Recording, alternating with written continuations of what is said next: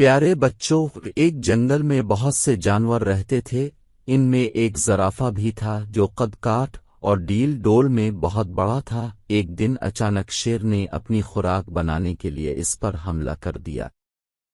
زرافہ کی گردن چونکہ بہت لمبی ہوتی ہے، اسے شارگ سے نہیں پکڑا جا سکتا تھا، اسی لیے شیر نے اس پر پیچھے سے حملہ کیا۔ اس کی کھال بھی سخت تھی، جس کی وجہ سے اس کی کھال کو نقصان نہ پہنچا، بلکہ الیفالٹا زرافے نے شیر کو ایک ٹانگ مار دی۔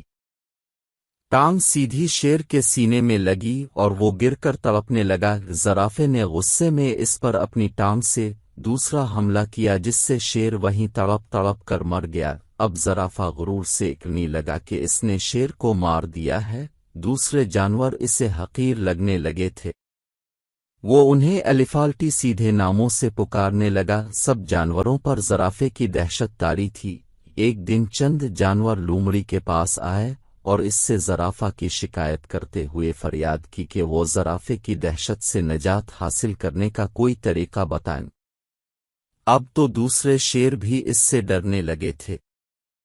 زیبرا نے روتے ہوئے کہا، بی لومڑی زرافہ مجھے لائنوں والا گدھا کہتا ہے، یہ بھی کہتا ہے کہ تم میں اور گدھے میں کوئی فرق نہیں ہے، صرف لائنوں کی وجہ سے تم عقل مند نہیں بن سکتے۔ گدھے نے کہا، زرافہ مجھے ڈھینچوں ڈھینچوں کہتا ہے اور کہتا ہے کہ جانوروں میں سب سے بے وقوف ہوں۔ ہرنی نے کہا، بی لومڑی زرافہ مجھے بکری کے خاندان سے ملاتا ہے۔ اونٹ نے منہ اونچا کیا اور کہنے لگا، زرافے نے مجھے کہا کہ میری طرح بن جانے سے تم بہادر نہیں بن سکتے، مجھے تو تم بیمار لگتے ہو، دیکھو یہ پھوڑا ہے جسے تم کوہان کہتے ہو۔ بس بس سب چپ کرو، زرافے کی سب باتیں اسے مغرور ثابت کرتی ہیں، مجھے اس کا بندوبست کرنا ہوگا۔ لومڑی نے کہا۔ کچھ سوچتے ہوئے لومڑی دانستہ زرافہ کے سامنے گئی۔ زرافے کا دھیان اس کی طرف گیا ہی تھا کہ لومڑی زور زور سے ہنستی ہوئی ایک طرف چلی گئی۔ زرافے کو بہت غصہ آیا۔